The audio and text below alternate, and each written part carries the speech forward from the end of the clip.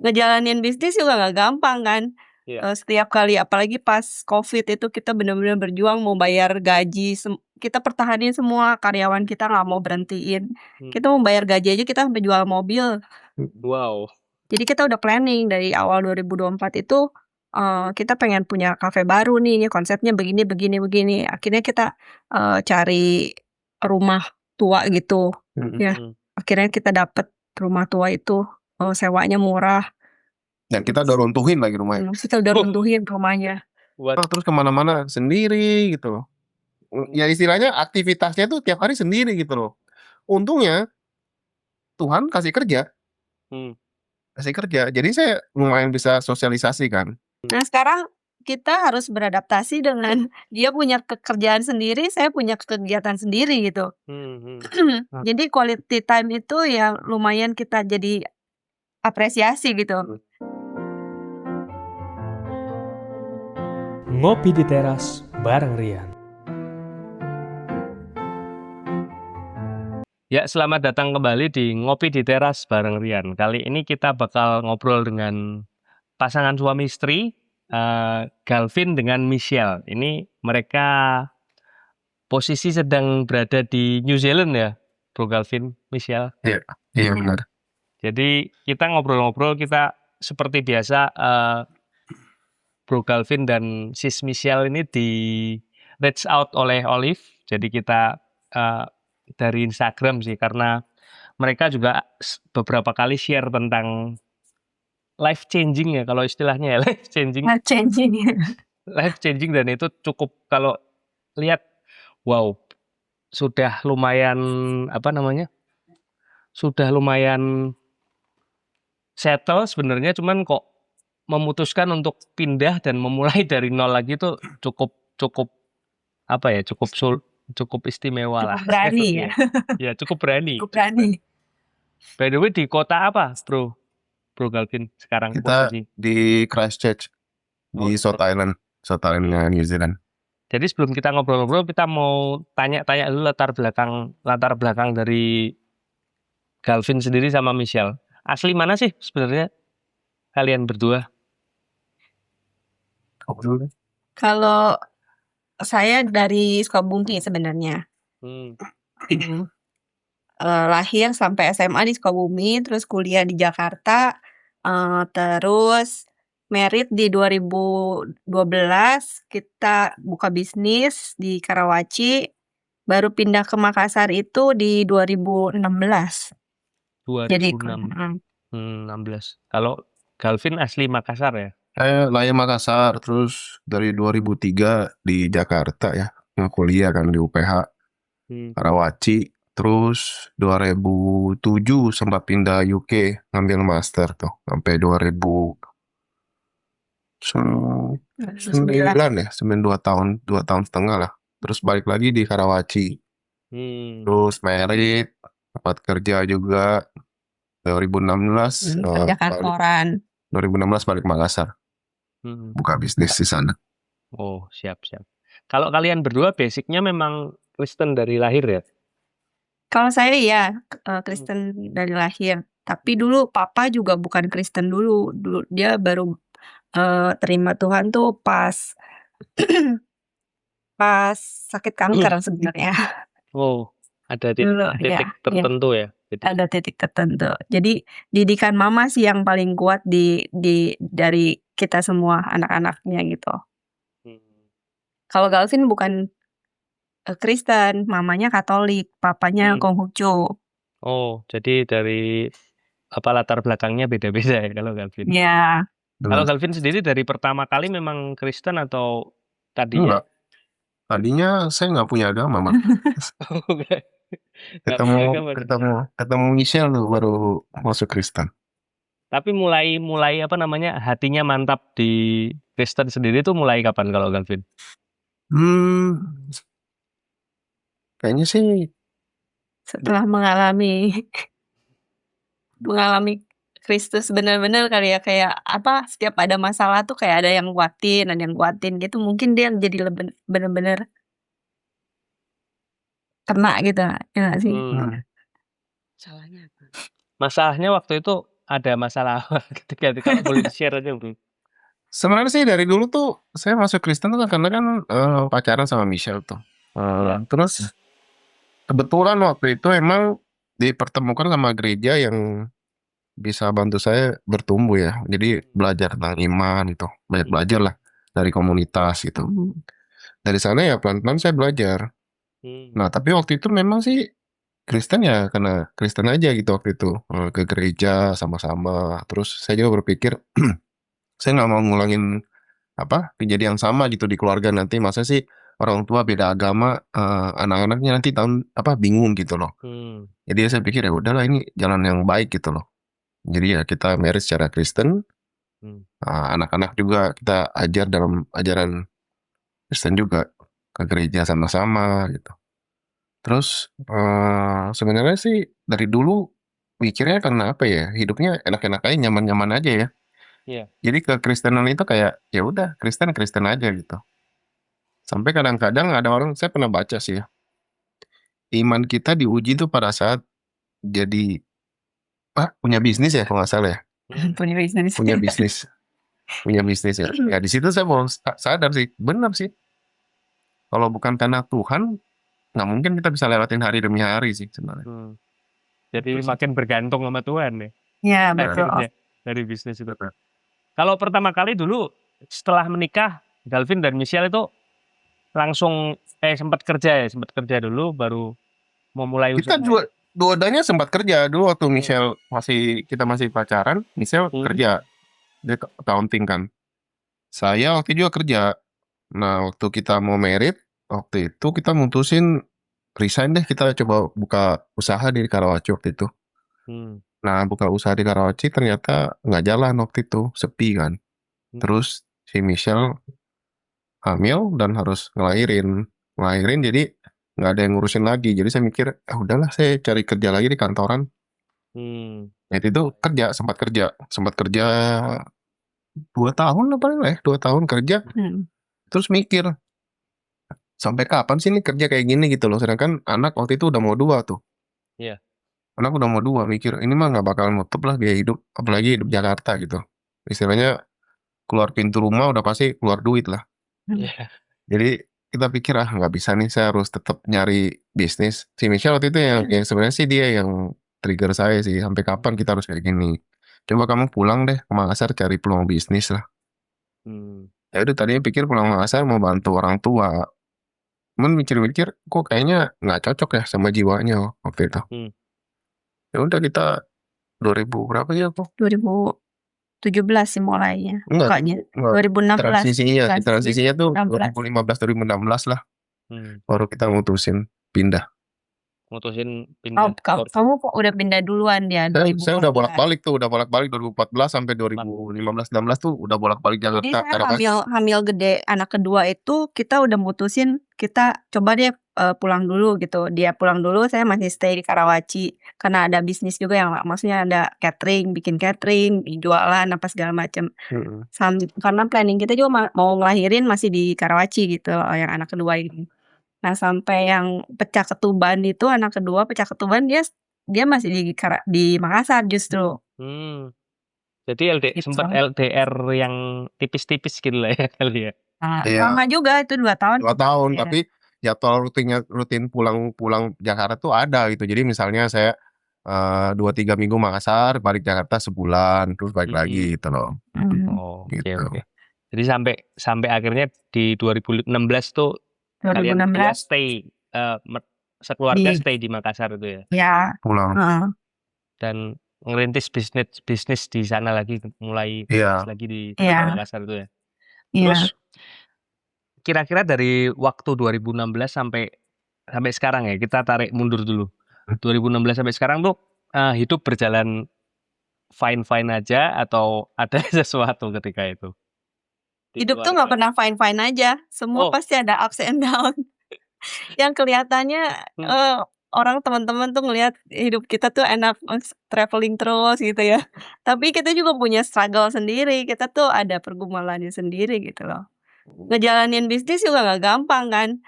Setiap kali apalagi pas COVID itu kita benar-benar berjuang mau bayar gaji kita pertahanin semua, karyawan kita nggak mau berhentiin. Hmm. Kita mau bayar gaji aja kita sampai jual mobil Wow. untuk mempertahankan Buat next year masa 3 bulan iya. saya ingat tuh 3 bulan ke depan kita harus survive ya. Karena waktu itu kan benar-benar lockdown, PSBB waktu itu. Kita bingung ini pasti sales pasti hilang semua nih. Karena kan benar-benar nggak boleh kan waktu itu. Jadi kita pikir harus punya cash reserve buat pertahanan 3 bulan ke depan tuh. Dan saya pikir udah jual mobil aja satu lah, jaga-jaga kita pegang cash. Karena yang paling cepat dicairin waktu itu emang mobil. Iya, paling gampang bisa kejual kan mobil biasanya. Jadi ketika memang COVID itu lumayan ya berat ya buat industri, apalagi bisnisnya ketika di Makassar itu ya, F&B ya. Iya. Ya, F&B berat banget karena PSBB itu juga. Berat banget. Berat banget. Berat banget. Nggak ada yang beli kayaknya, cuman boleh delivery ya kayaknya. Ya, Iya, terus waktu itu outlet own kita sendiri yang kita punya sendiri waktu itu kan kebetulan di dalam mall tuh. Iya. Jadi selama COVID itu kan yang bulan-bulanan adalah bisnis di mall kan. Sedangkan yang di luar kita lihat fine-fine aja, bodo amat gitu loh. Mau dibilang PSBB kayak, mau dibilang PPKN kayak, tetap aja masih bisa buka gitu. Sedangkan yang kelihatan adalah mall. Jadi mau nggak mau ya kita harus tutup gitu waktu itu. Wow. Ya, ngeri sih. Ketika itu ada itu nggak sih kayak pergumulan dengan Tuhan atau momen-momen dengan Tuhan saat era COVID itu? Itu kan COVID tuh kayaknya sekitar 2 tahunan itu ya. Kalau dari Galvin sama Michelle sendiri ada kayak pergumulan atau momen-momen wah ini Tuhan hadir nih di sini. Ketika itu ada nggak sih? Kalau dari saya ya waktu itu, saya ngerasa itu hikmat Tuhan tuh benar-benar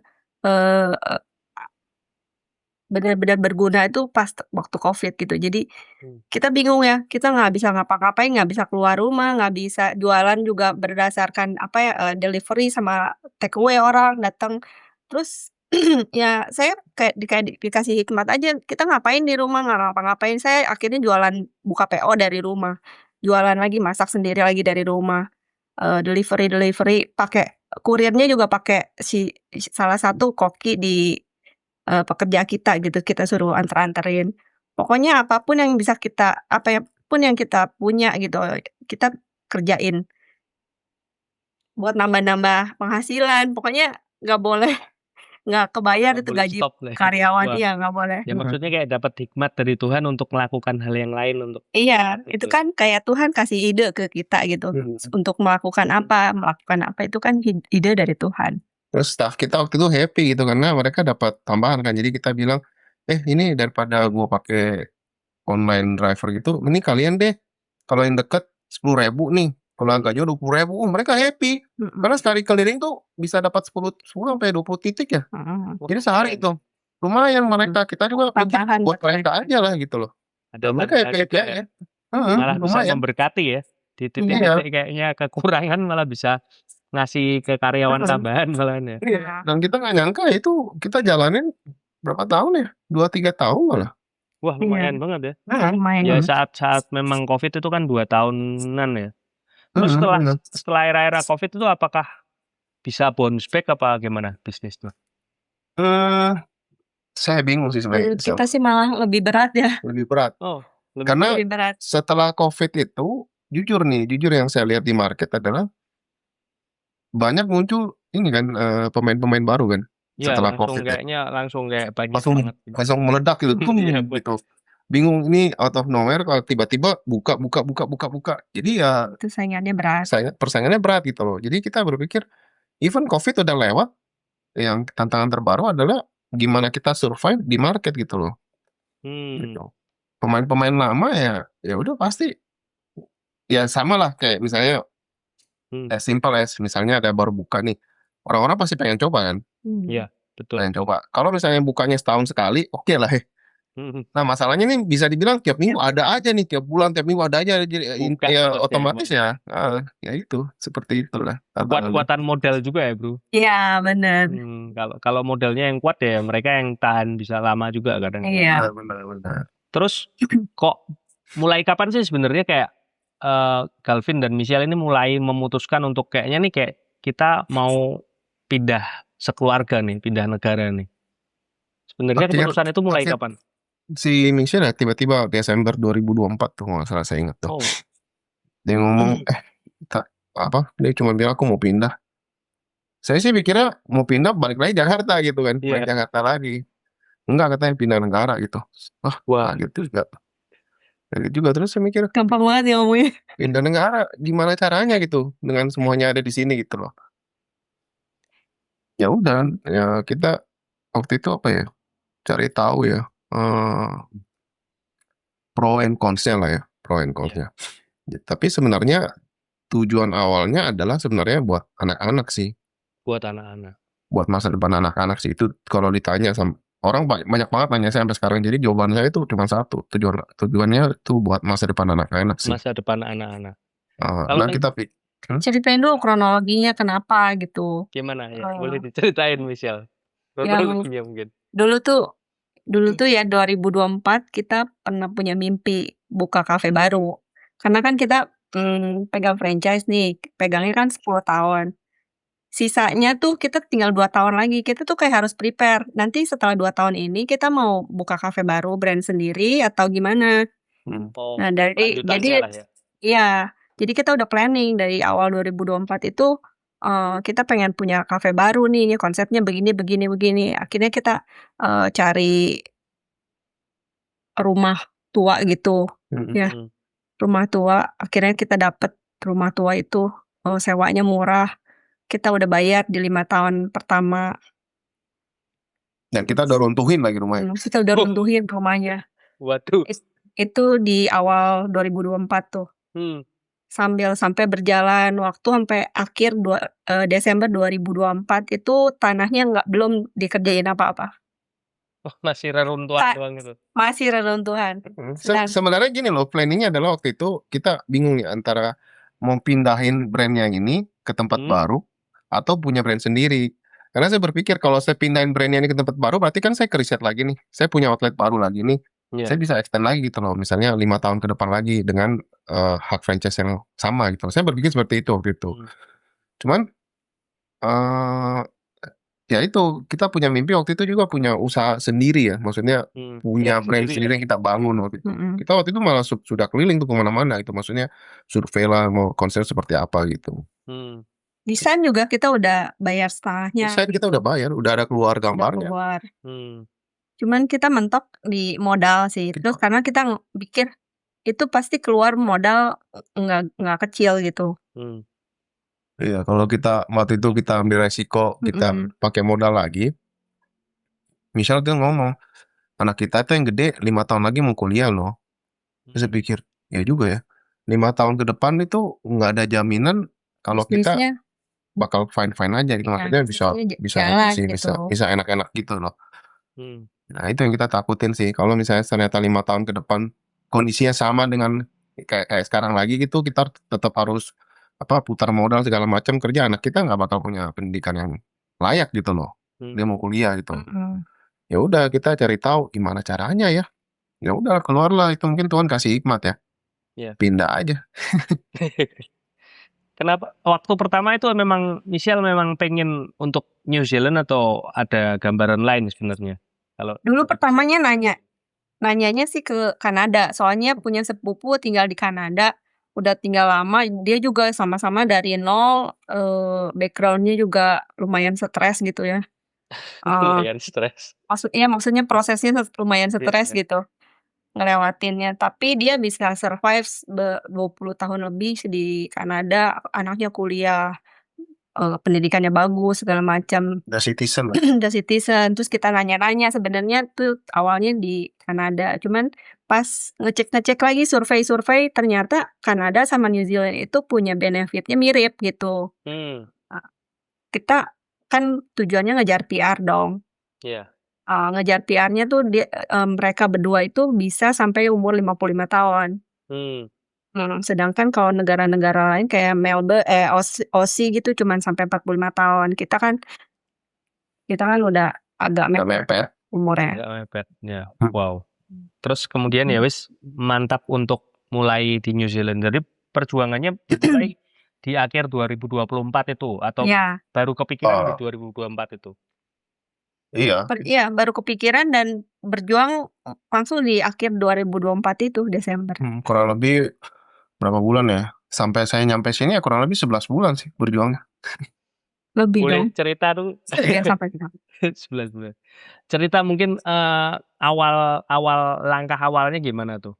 Waktu itu gini loh, saya ingat waktu itu saya baru pulang dari mana ya, saya ingat ya. Tiba-tiba ada teman saya nanya sih. Teman saya di masa nanya gitu. Dia pengen beli mobil waktu itu. Dia pengen beli mobil bekas waktu itu. Terus saya iseng bilang, ya udah nih mobil gua aja nih. Hah? Boleh deh.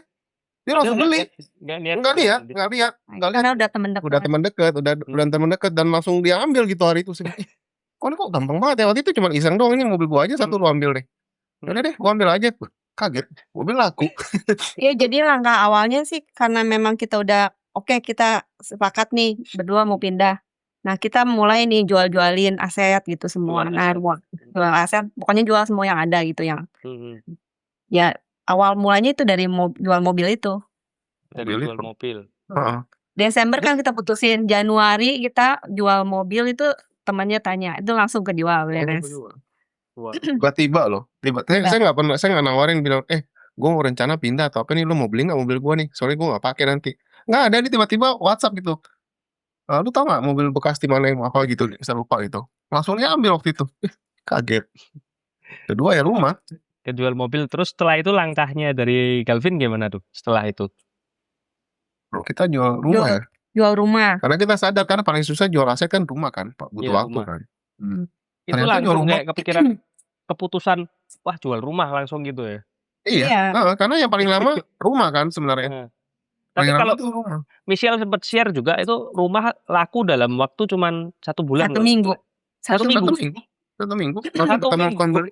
1 minggu. Jadi listing, masukin listing ke agent. 1 minggu berikutnya ada orang yang mau lihat, langsung dia deal DP 10 juta ya kalau nggak salah. Iya, tanda jadi lah intinya. Jadi lah. Tanda jadi lah. Pokoknya dia komitmen gitu. Wow. Komitmen. Nah, abis itu langsung proses. Proses transaksi kan. Transaksi itu pokoknya clear itu di bulan, saya ingat itu sebelum lebaran tuh. April kalau nggak salah. Sebelum lebaran dah. Dan dia kasih waktu kita tinggal tuh sampai Juli waktu itu. Awalnya sampai Juli dulu. Terus kita cerita kalau visa kita kayaknya belum keluar di Juli. Boleh nggak kita extend lagi? Boleh, dia kasih extend lagi sampai 30. Sampai November. Itu luar biasa sih kita. Ya. Lama banget. Gile. Iya. Saya ketemu, ya itu makanya kita bilang ya, prosesnya itu benar-benar dibuka jalan tuh sama Tuhan gitu. Tuhan tuh banyak pakai orang-orang yang kita nggak pernah nyangka gitu. Ini orang siapa sih tiba-tiba? Nggak kenal. Orang beli itu kan nggak kenal. Tiba-tiba gitu. Kasih waktu sepanjang itu buat tinggal. Iya. Itu luar biasa sih. Baik sekali. Terus setelah kita jual rumah itu deal terus, tapi tetap tinggal. Tapi kan sempet ketika itu kan kayaknya Galvin pertama kali kenapa kok ngambilnya ke studi dulu ketika pindah itu? Ya karena kita lihat fasilitasnya ya, maksudnya master student di master sama PhD ya di New Zealand itu bisa bawa keluarga. Itu pertama tuh yang benar-benar bikin saya tertarik gitu loh. Bisa bawa keluarga dan saya bisa kerja kan part time. Pasangan tuh dapat working visa full time. Sebenarnya bukan full time, unlimited working hour gitu loh. Unlimited working hour. Unlimited working hour selama badan kuat kerja aja gitu loh. Wah. Nggak dibatasin gitu loh. Nah itu kedua tuh. Yang ketiga, anak-anak sekolah gratis. Sekolah gratis ya di sana ya. Di public school sampai university. Sampai high school. Sampai high school selesai siap masuk university gitu loh. Makanya kita punya waktu 5 tahun nih buat ngejar kan. Anak-anak masih sekolah gratis tuh. Nah itu sih yang benar-benar bikin saya tertarik. Wah ini boleh juga nih. Istilahnya kasarnya nih ngomong, saya bayar sekolah buat biayain keluarga. Saya harus sekolah nih buat biayain semua keluarga gitu. Nah, dia bayar uang sekolah 1, tapi buat sekolahnya 3 orang gitu karena 2 anak 2 kid. Modal awal lah ya. Iya, modal awalnya lah. Bayar sekolah. Kenapa kok memilih kota tadi? Kotanya apa tadi itu? Christchurch. Nah, kok ini banyak banget nanya nih. Ya. Sebenarnya ada 2 nih saya apply di New Zealand nih, Auckland sama Christchurch. Jadi 2 kota ini karena pertama Auckland tuh katanya rame kan, jadi opportunity segala macam tuh lebih besar dibanding Christchurch. Tapi waktu itu memang lama nih respon dari universitinya. Yang terima saya pertama tuh di Christchurch dalam waktu 2 minggu. 2 minggu langsung dapat letter of offer gitu. Saya kaget. kok cepet banget, sedangkan ini belum jawab-jawab juga nih. Jadi waktu itu dia bilang, "Apa kita nunggu lagi ya?" Kita nunggu sebulanan, nggak ada jawaban juga. Belum ada jawaban. Itu saya bilang, "Ya udahlah Christchurch aja lah." Terus saya pas tidur gitu mikir, kok namanya bisa Christchurch ya, rohani banget ya Christchurch. Ya saya pikir, udahlah kayaknya enak tuh nama kotanya itu udah rohani lah, sana aja. Udah gitu aja, Iya. namanya rohani gitu. Namanya rohani. Mhm. Wow. Itu tapi kalian kan sempat LDR ya setelah itu ya? Jadi kayak Galvin berangkat duluan ya? Berapa Iya. lama Iya. itu kamu di sana? 3 bulan. 3 bulanan lah, 3 bulanan. 3 bulan. Kok Sisanya mantep keluar. kamu, udahlah tak tinggal dulu, gitu? Iya, soalnya kita udah doa nih, Tuhan kalau misalnya dia keluar duluan, ya udah nggak apa-apa deh, jalan aja, berangkat dulu. Berangkat dulu. Gitu. Itu, kita pakai beriman. Itu aja, kalau Tuhan memang kasih jalan nih, saya Hmm. harus jalan dulu, nggak apa-apa saya jalan dulu. Saya bilang gitu kan. Hmm. Tapi kalau Tuhan memang izin kita berangkat semuanya, ya udah kita seneng dong kita bilang gitu. Tapi ternyata Tuhan kan kasih jalannya, saya dulu nih jalan nih. Tapi ya setelah kita lewatin, ternyata ada tujuannya itu. Ini sebenarnya ya kita baru sadar setelah kita lewatin prosesnya ya. Iya. Kalau waktu itu Tuhan kasih di depan semuanya barang nih, dateng ya. Itu pertama mereka pasti stres karena nggak punya rumah kan. Saya waktu itu datang di sini 2 minggu pertama Airbnb dan itu saya stres gitu karena bingung kan, nggak ada kota baru gitu loh. Saya harus dalam waktu dekat tuh saya harus cari tempat tinggal berikutnya nih karena saya masih di Airbnb 2 minggu. Berarti saya segera harus nyari rumah. Tapi waktu itu saya belum punya rekening bank di sini karena buat ngurusin bank sini agak susah waktu itu. Waktu itu butuh semingguan ya kalau nggak salah. Terus nggak kenal siapa-siapa waktu itu. Nah waktu itu keliling cari rumah.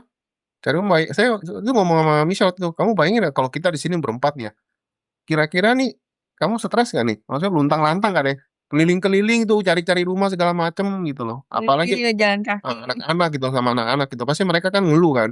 Saya pikir ini setelah saya lewatin ya baru saya sadar ternyata ini jalannya Tuhan gitu loh. Tuhan pakai saya tuh buat siapin semua dulu sini gitu loh. Sampai saya udah kerja juga nih, saya udah kerja Desember, saya udah mulai kerja nih. Baru mereka Tuhan kirim ke sini gitu loh. Istilahnya nyampe sini udah ada lah, udah ready lah. Wow, keren. Gitu. Buka jalan dulu ya bro ya. Buka jalan. Perjuangannya pertama kali kamu di sana tuh gimana bro? Kalau perasaanmu sendiri sebagai orang yang nggak kenal siapa-siapa. Sebenarnya sih karena dulu saya udah pernah tinggal di luar ya. Sebenarnya rasanya sih biasa-biasa aja gitu, biasa-biasa aja. Cuman karena dulu tinggal di luar kan hidupnya masih single, masih muda kan, bodoh amat dulu sebenarnya. Cuma sekarang nih masa-masa transisinya sih ya gitu aja. Cuman karena saking lamanya 3 bulan lebih ya, kadang-kadang jadi kayak stres juga di rumah gitu, nggak ada orang, sendiri kan. Kosong gitu ya. Terus kemana-mana sendiri gitu loh. Ya istilahnya aktivitasnya tuh tiap hari sendiri gitu loh. Untungnya Tuhan kasih kerja. Kasih kerja. Jadi saya lumayan bisa sosialisasi kan. Iya, kalau kerja ada yang diajak ngomong temen. Iya, enggak itulah apa namanya. Benar. Dapat kerjanya itu pertama kali gimana bro? Maksudnya bidang apa bro? Kerjamu di sana? Sama, cafe juga, coffee shop. Oh, coffee shop lagi. Karena saya udah bilang sama Michelle waktu itu, pokoknya aku di sini fokusnya nyari kerja yang aku suka. Aku nggak bakal nyari kerja di tempat lain karena aku tahu nggak bakal bisa aku nggak bakal bisa enjoy gitu loh. Ya puji Tuhan. Juga, ya? Iya, sesuai skill, sesuai passion ya. Puji Tuhan, Tuhan kasih. Tuhan kasih. Jadi di coffee shop sebagai apa bro? Barista. Wow, mantap ya. Ya memang jadi dari owner coffee shop jadi pegawai coffee shop sekarang ya bro. Iya. Ya itu sih. Tapi Seru puji kan. Tuhan sih, puji Tuhan. Dan orang-orang kaget gitu loh. Maksudnya buat saya waktu saya bisa dari sampai sini sampai kerja tuh mereka bilang cepet banget gitu dapat kerja. Enggak 1 bulan karena aku baru cari kerja tuh 2 minggu. Jadi saya udah di sini 2 minggu nih. 2 minggu udah mulai settle di rumah nih, baru mulai keliling-keliling nih. Jadi kurang lebih dalam waktu 2 minggu saya udah kerja waktu itu. Daripada waktu saya apply. Oh iya. Itu kalau orang-orang bilang cepet ya. Cepat, orang-orang bilang mereka cepet banget ya dapat kerja gitu. Langsung. Terus kalau Michelle ketika 3 bulan dalam waktu 3 bulan nunggu itu yang dilakukan Michelle apa? Ketika di Makassar ya berarti ya saat itu? Jadi waktu itu kan kita udah, jual semua bisnis kita juga kan di Makassar. Nah terakhir, jual bisnis kita itu operasionalnya di 31 Agustus ya. Jadi pokoknya Agustus itu kita udah lepasin semua. Berarti dari September sampai sekarang ini kita nggak punya income gitu loh. Nah itu nah, ya itu jadi kita aku mikir, "Aduh nggak bisa nih gini aja, at least kita harus cari skill baru gitu untuk nanti di negara baru apa segala macam." Nyari-nyari lah apa aja yang sesuai sama passion kita dulu gitu, sama jiwa kita. Dari virtual assistant, dari apa, personal trainer. Nah itu kan belajarnya juga lumayan lama. Kalau personal trainer aku belajarnya udah setahun dari awal 2023. Enggak. Maret 2025. 25. 2025. Jadi waktu itu kita udah mutusin mau pindah nih. Jadi kita bilang kita harus punya soft skill nih yang bakal bisa dipakai nih. Makanya dia ambil certification personal trainer waktu itu yang bisa dipakai di New Zealand. PT Gym itu ya? PT Gym. Iya, PT Gym. Karena kan memang jiwa kita juga di situ gitu, passion-nya di situ. Jadi ya mulai dari apa yang kita punya dulu deh gitu. Jangan susah-susah gitu. Kalau sekarang Michelle udah dapat kerjaan di New Zealand? Puji Tuhan kemarin saya baru dapat offering. Kerjanya mulai di minggu depan. Sebagai PT itu atau? Enggak, sebagai factory worker. Oh, factory worker. Wah, congrats lah. Ya, semoga bisa itu.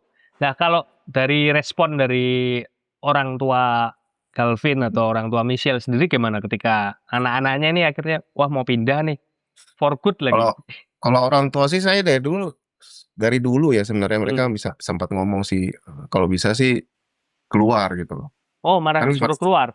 Karena waktu itu kan mereka tahu saya udah sempat di luar kan. Iya. Mereka bilang sih sempat ngomong waktu itu dulu ya kalau ada kesempatan keluar lagi. Jadi waktu kita ngomong kita mau pindah, mereka ngomong bagus, bagus gitu. Langsung setuju sih. Nggak ada bilang ngapain apa di sini gimana enggak. Oke, bagus. Iya itu puji Tuhan juga doa orang tua itu memang besar juga pengaruhnya.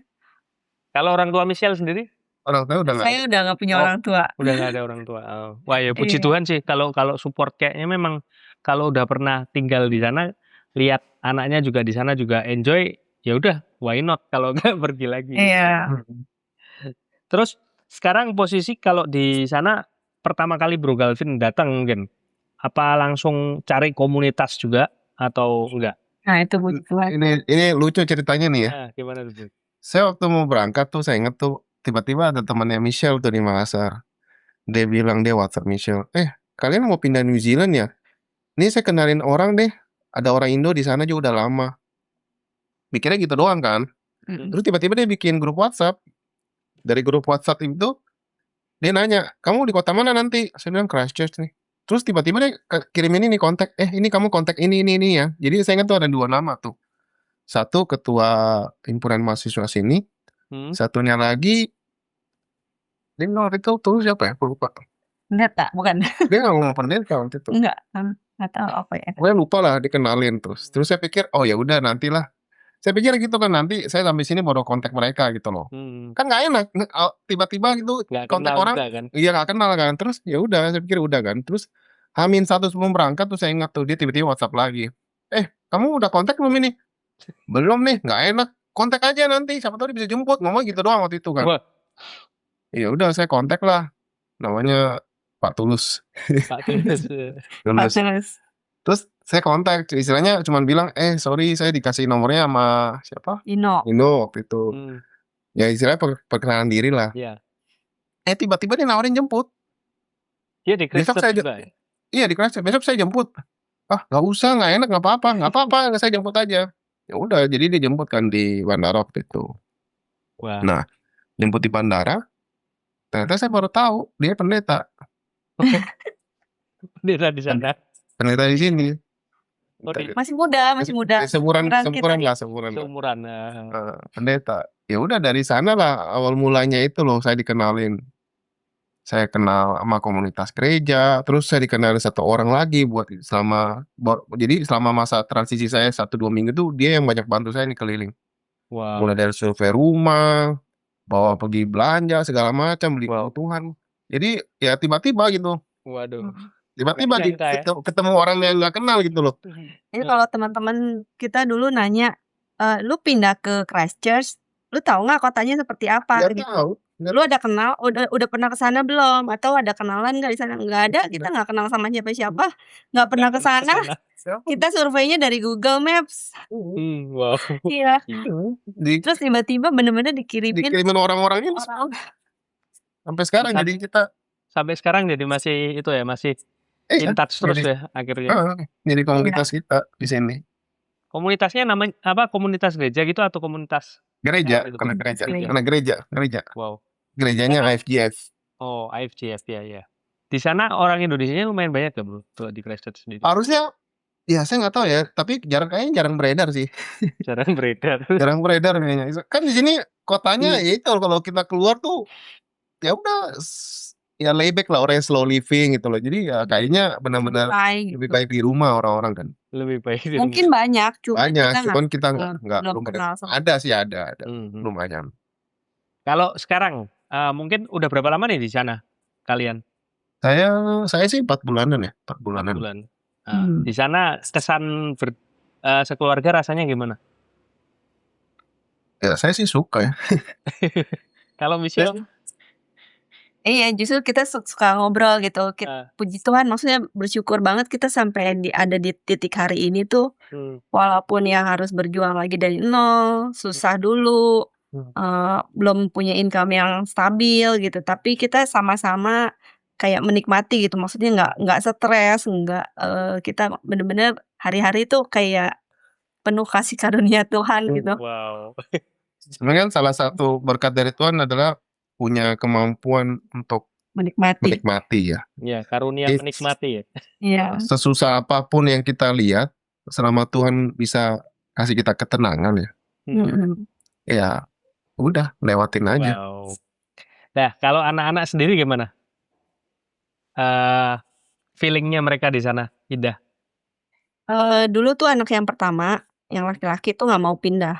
Nggak mau banget pindah. Iya, nggak mau pindah. Karena dia temennya banyak Banyak di di sana. Makassar. Tapi sekarang dia paling enjoy di sini. Sekarang paling enjoy. Paling enjoy di sini. Kalau yang Cuman kecil? ya pelan-pelan mereka bisa adaptasi sih. Itu yang paling kita takutin sebenarnya. Dulu aku mikirnya, anak-anak gampang lah, adaptasinya cepat gitu kan, bergaulnya juga gampang gitu, anak-anak paling main gitu doang kan. Ternyata enggak gitu, maksudnya kayak si Gwen, anakku yang kedua tuh dikirain paling excited gitu pas pindah. Ternyata pas hari pertama dia sekolah, besokannya dia nangis-nangis nggak mau sekolah. Nangis-nangis nggak mau Karena sekolah. nggak mau sekolah, karena nggak punya teman apa segala macam. Tapi pas waktu pindah room ternyata ada temennya, lumayan langsung klop gitu, orang Filipina. Iya, dia juga happy lah maksudnya. Wow. Kayak gitu sih. Anak-anak di sini lebih happy karena mereka aktivitasnya kan ya bener-bener sekolahnya itu kurikulumnya beda gitu loh. Di sini bener-bener kayak diajar buat enjoy gitu loh. Bergaul juga. Nikmatin lingkungan segala macam. Jadi akademiknya mungkin kalau dibanding sama Indo jauh Ketinggalan. Jadi saya nanya nih kemarin anak saya bikin PR ya. Dia kan di sini grade 9 nih langsung dari grade 7 loncat langsung masuk grade 9. Berarti udah masuk high school dia di sini. Terus saya lihat dia bikin PR. Terus saya nanya, "Ini Matthew bikin PR-nya udah pernah belajar?" "Udah di grade 5 katanya." Bayangin mundurnya 4 tahun. Jadi ya Mundurnya 4 tahun di sana. Iya, tapi yang mereka enjoy adalah interaksi sama lingkungannya. Bisa pergi camping segala macam gitu loh. Itu yang diajar di sini gitu. Seru ya. Jadi mulai menikmati ya kayaknya sekeluarga kayak. Kalau apa ya? Momen-momen paling beda apa sih kalau yang kalian rasain? Wah, di sini nih kayaknya beda banget sama rutinitas kita ketika di Indonesia dulu. Yang berempat. Kalau rutinitas itu dulu kan kita kerja bareng. Kemana-mana bareng, jemput sekolah anak bareng, antar anak sekolah bareng dulu. Nah sekarang kita harus beradaptasi dengan dia punya pekerjaan sendiri, saya punya kegiatan sendiri gitu. Jadi quality time itu yang lumayan kita jadi apresiasi gitu. Jadi misalnya pas saya off nih, pasti nanya, "Besok kita kemana ya?" Kalau saya Sabtu biasanya kan saya off nih. Anak-anak juga nggak sekolah. Pasti biasanya kita udah rencananya kita hari ini besok hari Sabtu kemana ya gitu, road trip gitu. Gitu. Kalau culture shock-nya apa, Bro, di sana? Apa ya? Kalau di Manchester dulu kan mungkin ya beda negara pasti beda style ya. Nah, culture shock kalian kalau di sana apa?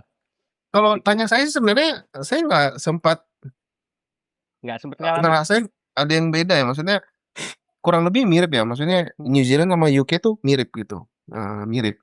Cuman density penduduknya mungkin di sana lebih ramai kan, di sini kan lebih sepi. Ya itu kalau orang yang nggak terbiasa dengan kehidupan yang sepi, pasti stres di sini. Pasti stres. Iya. Pasti stres karena saya ingat banget tuh hari Minggu pertama saya di Christchurch, saya keliling keluar, itu kayak kota mati. Kalau pernah nonton film zombie, Iya. nah kayak gitu tuh, nggak ada orang di jalanan hari Minggu loh, Sepi banget sih. sepi banget, sepi nggak ada orang, mobil lewat tuh satu, set, lama lagi baru ada mobil. Wah. Jadi ya kalau orang nggak terbiasa sama yang sunyi gitu, pasti milihnya mending gua ke Auckland lah atau ke Wellington yang rame.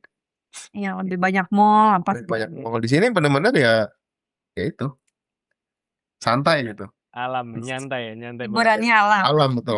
Hiburannya alam. Ya lebih dekat dengan Tuhan. Kalau di sana ada itu juga nggak? Dari gereja ada kayak sel group itu nggak? Iya, yang ada. dengan orang-orang Indonesia aja atau campur? Orang Indonesia aja. Kan gerejanya gereja Indonesia nih. Nggak ikut, kalian nggak ikut komunitas yang bareng orang lokal juga ya? Nggak ada. Sampai saat ini belum sih. Jadi kita interaksinya sama orang lokal ya kalau saya di tempat kerja, di kuliah, di kampus.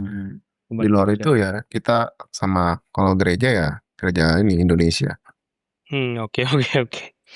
Kayaknya kan Michelle sering bagiin di Instagram tentang kayak hidup di sana gimana. Itu sebenarnya mulai awal memang dari sebelum di sana udah sering berbagi di Instagram tentang apa aja atau memang ketika di sana baru mulai berbagi?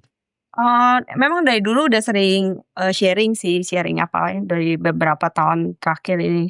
Kayak apapun ya suka sharing gitu. Cuman dulu sebelum pindah ke sini memang udah niat pengen bikin konten ini meal prep. Karena kan kita jiwanya gitu, meal prep yang sesuai sama protein harian kita gitu. Dengan budget banget lah ya. segini, gym banget gitu. Dengan costingnya dolar New Zealand gitu. Cuman ya itu juga Tuhan pakai saya proses menunggu itu malah dipakai untuk sharing motivasi atau sharing yang menguatkan apa enggak. Ya justru di situ saya ngelihat, oh ternyata Tuhan pakai saya di sini nih gitu.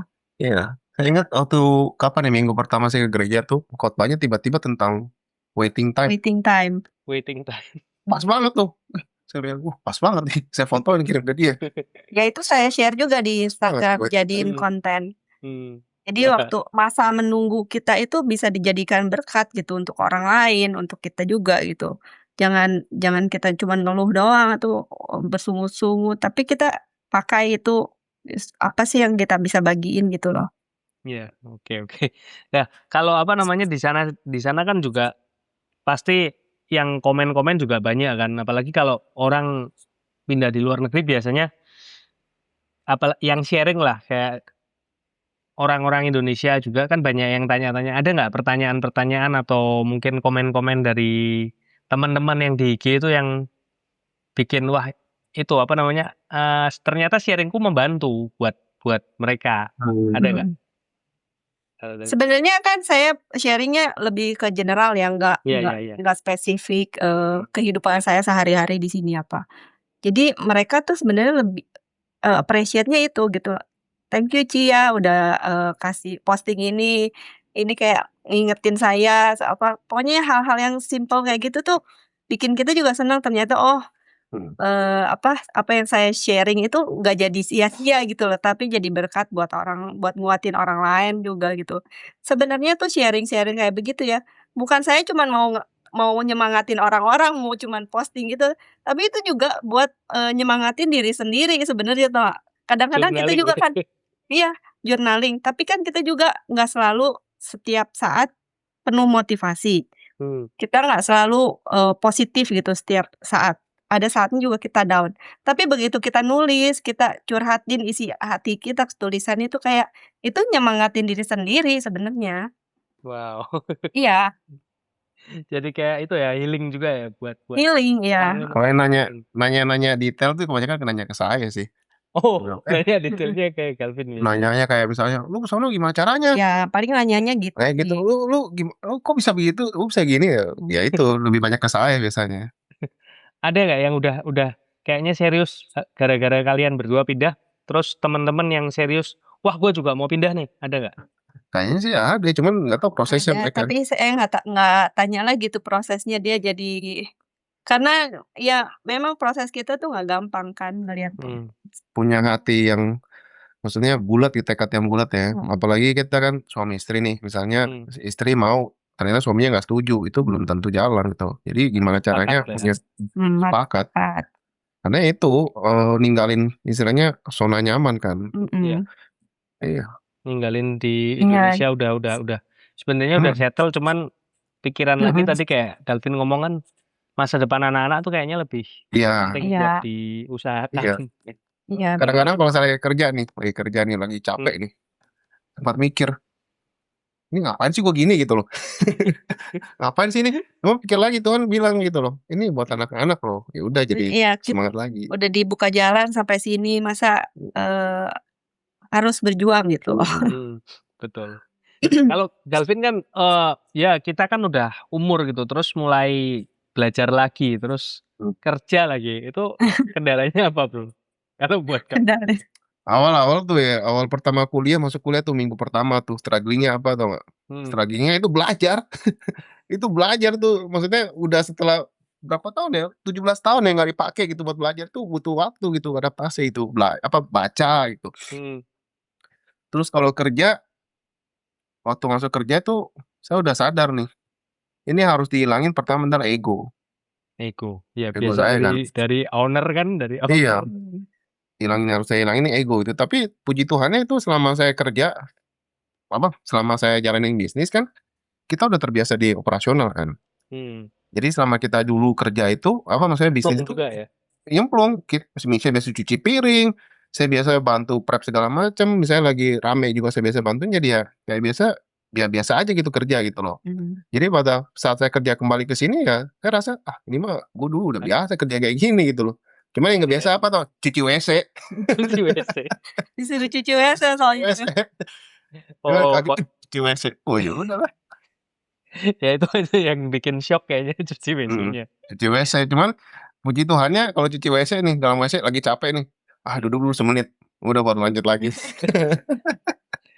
Break. Kalau ritme kerjanya di sana gimana, Bro? Daripada mungkin dulu di Inggris juga kan sempat, di UK juga pernah kerja. Kalau saya di UK kan dulu kebenaran belum cuci truk.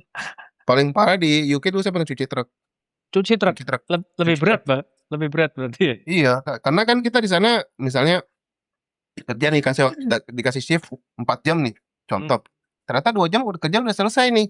Nah, yang employer-nya kita tuh bisa bilang, lu keluar cuciin truk gua deh.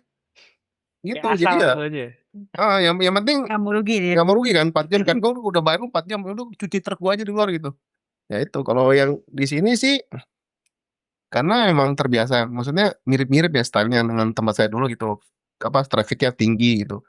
Jadi ya udah biasa, cuman di sini karena labor cost-nya tinggi, jadi saya hitung nih biasanya, 1 orang itu harus bisa ngerjain 2-3 orang pekerjaannya gitu loh. 1 orang tuh harus bisa kerja 2-3 kalau kita di Indo nih ya. Di Indo nih. Karena saking mahalnya labor cost di sini. Jadi mau nggak mau ya mereka di sini butuh orang yang gesit, cepat, multitasking. Wow. Tuh. Tapi kalau buat kerja sendiri mereka nggak lihat umur ya, Bro, di sana? Enggak. Saya inget banget waktu saya udah diterima kan. Terus diminta data. Dia nanya by phone waktu itu karena mereka cuma mau input data, date of birth. Saya bilang nih. Terus pas sebutin tahunnya 1985. Dia cuma what? What? Kaget dia. Nah, waktu saya masuk kenal sama teman-teman kerja semua emang umurnya diskon 50% dari saya semua. Diskonnya. Berarti separuh semua berarti ya? Separuh semua. Muda-muda semua. Rata-rata 20, 22, 23 masih muda-muda semua. Dan mereka pas tahu saya bilang saya udah 41, tahun ini 41 kan kaget. Serius? Are you serious? Yeah. I have 2 kids, saya bilang. Terus saya tanya, lu bisa tebak guess how old my kids gitu. Jadi waktu saya bilang anak saya udah 11 sama 13, kaget. What? Kaget. Mereka kaget. Ya gitu lah. Tapi untungnya di sini mereka nggak lihat umur. Nggak Mereka lihat umur ya? appreciate. Nggak lihat umur. Asian juga kayaknya kelihatan lebih muda lah di sana lah ya. Benar. Kalau Asian nggak kelihatan, kalau mereka biasa nggak bisa nebak. Kalau kita nggak, Iya. kalau kita nggak bisa nebak orang bule, tapi kalau orang bule nggak bisa nebak Asian. Iya. Iya, betul. Sama waktu saya mau mulai kuliah nih ya, saya bilang sama Michelle nih, aduh jangan-jangan nanti aku paling tua di kelas nih. Iya. Karena kan saya nggak tahu, saya waktu saya S2 tuh kan rata-rata average di kelas tuh kita umurnya sekitar 22 sampai 24 buat ambil S2 waktu itu di UK ya. Jadi saya bilang kayaknya nanti di sini kurang lebih segitu, dan emang rata-rata umur 22 sampai 24, paling ada umur 30 lah. Untungnya waktu saya masuk kelas, ketemu nih satu orang Jerman. Umurnya sama, seumuran, beda sebulan lagi umurnya. Jadi sampai sekarang jadi teman baik sama dia. Jadi teman baik. Jadi teman baik, dia bilang we are old guy gitu, sama tua gitu loh. Matanya udah mulai rabu katanya kalau baca gitu. Jadi sampai sekarang, dan lebih shocknya lagi ya, jangan kaget dia orang Jerman. Posisi dia dulu di Jerman negaranya tau nggak apa? Apa? Sales manager Airbus. Wow, gile. Sales manager Airbus. Pindah Bayangin. ke sana. Pindah juga. Dia dengan keluarga juga. Dengan keluarga juga. Wih. Pindah. Hebat dia. Dia lebih luar biasa dia. Jadi memang kebanyakan yang memang niat pindah ke sini tuh pasti kebanyakan sih jalur studi dulu. Jadi salah satu harus tentuin siapa yang mau kuliah. Jadi waktu kita nentuin siapa yang mau kuliah, pasti dia lah. Nggak mungkin saya. Dia lebih pintar sebenarnya. Seru. Ya bentar lagi mungkin kan nggak lama lah ya. Mungkin anak dalam 5 tahun ini nanti bakal studi ke kuliah. Kuliahnya juga di sana. Mungkin bisa ambil scholarship juga ya kayaknya. Sebenarnya kalau kita udah moga-moga Tuhan izinin kita udah dapat PR, mereka bayar tuh mungkin sepertiga ya. Iya, lebih murah, jauh lebih murah daripada harganya. Kalau misalnya Tuhan kasih jalan kita dalam 5 tahun, ada mujizat kita residen, wow, free. Mereka free. Ya bukan nggak kayaknya free ya, kayaknya free. Coba saya cek lagi, tapi setahu saya sih kalau misalnya PR aja tuh jauh lebih murah. Temen aku yang bisa ada loan, yang lokal Kiwi free. Wow, mantap sih bro. Kalau dari Calvin dan sama Michelle sendiri, kalau sebagai seorang Kristen itu ada nggak ayat-ayat pegangan masing-masing atau mungkin pegangan kalian berdua? Aduh, sebenarnya sih kalau banyak. saya sih pokoknya dari dulu itu 2 Korintus 5 ayat 7. 2 Korintus 5 ayat 7. Iya. Yang isinya karena kita hidup bukan karena melihat, tapi percaya. Wow. Hidup For bukan we karena walk melihat tapi percaya. Ya, for we walk by faith, not by sight. Wah. Ya. Kalau Calvin? Aduh, saya lupa. Biasanya saya ketemu saya kirimin ke Michelle. Terlalu banyak. Banyak ya? tiap tiba-tiba ketemu tuh. Itu pegangan kita, soalnya dari masa-masa kita ngejalanin bisnis juga, setiap kali mau bayar gaji, mau bayar supplier, itu kita kayak aduh Tuhan, ini dananya belum ada. Tahu ada aja nanti. Tapi disediakan. Tapi ya? Tuhan sediakan. Percaya ya, karena percaya. Itu ya. Kalau di sana sendiri ada itu nggak sih, apa namanya, bakalan kayak wah nanti dalam sekian tahun ke depan kita bakal ada mimpi bersama untuk ini, untuk itu. Ada nggak buat kalian berdua? Goals-nya ke depan? Kalau sekarang nih ya. Iya.